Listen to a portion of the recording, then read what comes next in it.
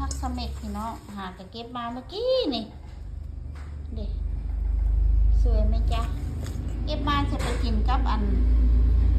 แจ่วปลาแดะ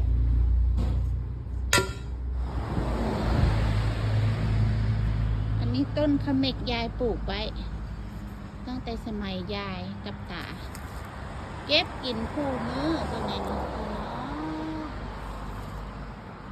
มูลที่แม่ปลูกไว้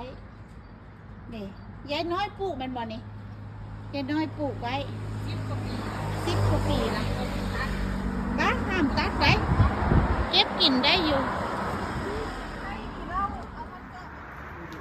วิดีโอกับน้องสาวเพิ่นมาแต่ไปค่ะไปราชการอีหยังบ่จักแหละมาฮอดบันปิยะเป็นในสุดงามหลายสวยดูเอ้ยกันยังนอนหากระตื่นเด้อพี่น้องยังใส่ชุดนอนอยู่ยัดใส่ถุงเอาไหมอันนี้เอาซุกนั้นบอกเอาซุกเราอันไปสุไปพุ่นบอกหัวใจโอ้ทะเลย้ายใหม่แล้วก็เก็บคือเอาเก็บเลยเห็นพวกมันจะตักให้มันหมูมีงูเราเห็นมันเป็นเปรตเลยเป็นพวกกับตัวเปล่าเลยจิกไข่อันผมย้ายใหม่แห่งงาม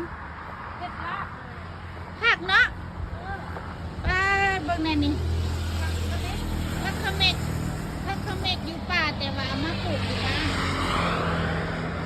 ขี้ดิฮัลโหลโอ้ยจะเป็นคนอ่อนซ้อนเด้นะจะแม่นสบายเนาะเทวดาหน้าบ้าน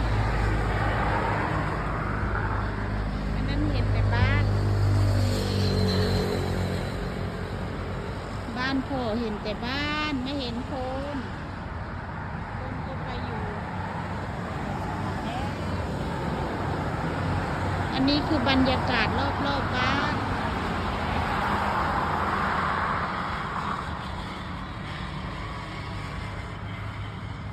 เช็ดอย่างก็มาเก็บเอาอยู่นี่พี่น้องคาดไหล